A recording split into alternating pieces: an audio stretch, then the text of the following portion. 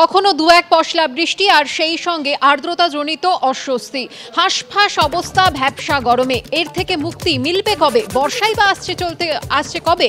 জানবো, সরাসরি চলে যাব আমাদের প্রতিনিধি সৌমিত্র রায়ের কাছে। সৌমিত্র, আলিপুর আবহাওয়া দপ্তর কি বলছে? সুকর্ণা, দেখো, আলিপুর আবহাওয়া দপ্তর সূত্র মারফত যেটা খবর পাওয়া যাচ্ছে যে আজকে আর্দ্রতাজনিত যে অস্বস্তি, সেই অস্বস্তি জারি থাকবে সারাদিন। বেলা যত বাড়বে ততই ভ্যাপসা গরমে হাঁসফাঁস অবস্থা হবে দক্ষিণবঙ্গবাসীর। কিন্তু যেটা খবর পাওয়া যাচ্ছে যে আজ বিকেল থেকে আবহাওয়ার পরিবর্তন পরিলক্ষিত হতে পারে।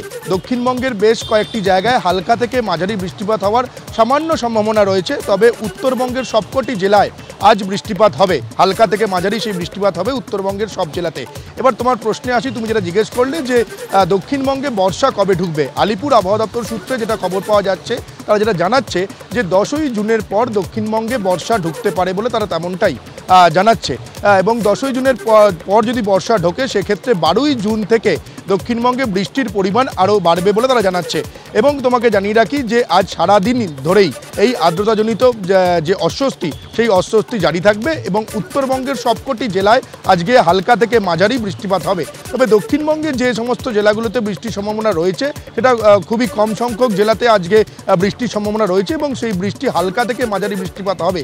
তবে এখন সবাই দক্ষিণবঙ্গবাসী চাতক পাখির মতো 10ই জুনের দিকে তাকিয়ে রয়েছে। আলিপুর আবহাওয়া দপ্তর জানিয়েছে যে 10ই জুন থেকে দক্ষিণবঙ্গে বর্ষা ঢুকতে পারে এবং 12ই জুনের পর থেকে বৃষ্টির পরিমাণ বাড়বে। এবং তোমাকে জানিয়ে রাখি যে তাপমাত্রা চলছে, আগামীকাল থেকে সেই তাপমাত্রা কিন্তু বাড়বে। আলিপুর আবহাওয়া দপ্তর তেমনটাই জানিয়েছে এবং রবিবারের মধ্যে 3 থেকে 4 ডিগ্রি তাপমাত্রা আরও বাড়তে পারে বলে আলিপুর আবহাওয়া দপ্তর জানিয়েছে। অর্থাৎ 10ই জুনের আগে যে তাপমাত্রা, সেই তাপমাত্রা ক্রমবর্ধমানভাবে বাড়বে এবং 10ই জুনে বর্ষা ঢুকলে তারপর তাপমাত্রা কমতে পারে। আলিপুর আবহাওয়া দপ্তর সেটাই জানিয়েছে। সুকর্ণা, ধন্যবাদ সৌমিত্র।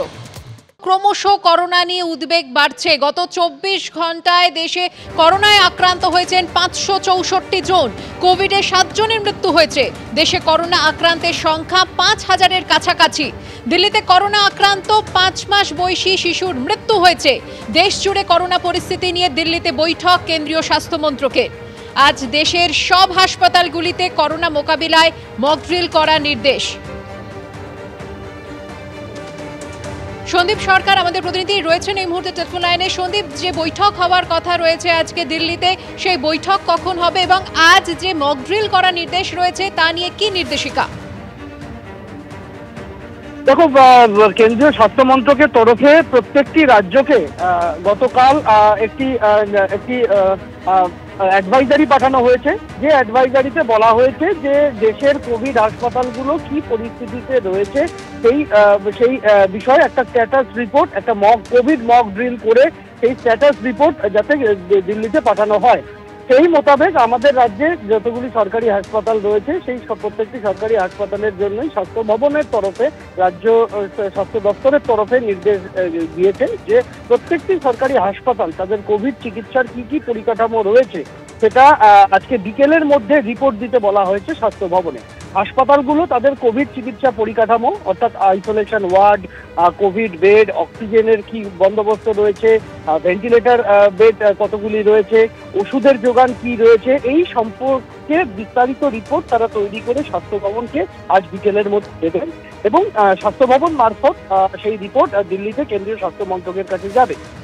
এই গতকালই কেন্দ্রীয় স্বাস্থ্য মন্ত্রক যে রিপোর্ট, যে অ্যাডভাইজারি দেওয়া হয়েছে প্রত্যেকটি কেন্দ্রশাসিত অঞ্চল এবং রাজ্যকে, সেখানে স্পষ্টভাবে তারা বলে দিয়েছেন যে এই মুহূর্তে দাঁড়িয়ে কোভিডের যা পরিস্থিতি রয়েছে, সেই কোভিড পরিস্থিতিকে সামলানোর জন্য প্রত্যেকটি হাসপাতাল, প্রত্যেকটি রাজ্য, কেন্দ্রশাসিত অঞ্চলকে সতর্ক থাকতে বলা হয়েছে।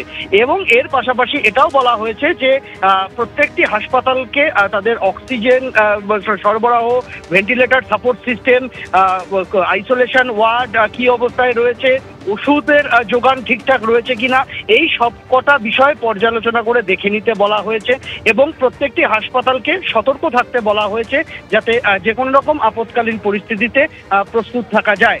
এর পাশাপাশি বলা হয়েছে যে শ্বাসকষ্ট রয়েছে এমন রোগীদের দিকে বিশেষ নজরদারি দিতে এবং ভাইরাসের চরিত্র বোঝার জন্য জিন বিশ্লেষণের জন্য আইসিএমআর এর ল্যাবে প্রত্যেকটি কোভিড পজিটিভ ব্যক্তির নমুনা পাঠাতে বলা হয়েছে এবং সাধারণ মানুষের উদ্দেশ্যে কেন্দ্রীয় স্বাস্থ্য মন্ত্রকের তরফ থেকে বলা হয়েছে যে অসুস্থ থাকলে জনবহুল জায়গা এড়িয়ে চলুন, শ্বাসকষ্টজনিত সমস্যা হলে চিকিৎসকের পরামর্শ নিন। এই মর্মে একটি অ্যাডভাইজারি গতকালই সমস্ত রাজ্য এবং কেন্দ্রশাসিত অঞ্চলকে পাঠিয়েছে দিল্লি। ধন্যবাদ সন্দীপ। লাস্ট কয়েক সপ্তাহে বা লাস্ট কয়েক দিনে স্পেশালি বেশ কিছু ছোট বাচ্চা 1 বছরের নিচে বাচ্চাদের খুব হাই গ্রেড ফিভার, খাচ্ছে না, সিমিলার সিমটমস নিয়ে আসছে।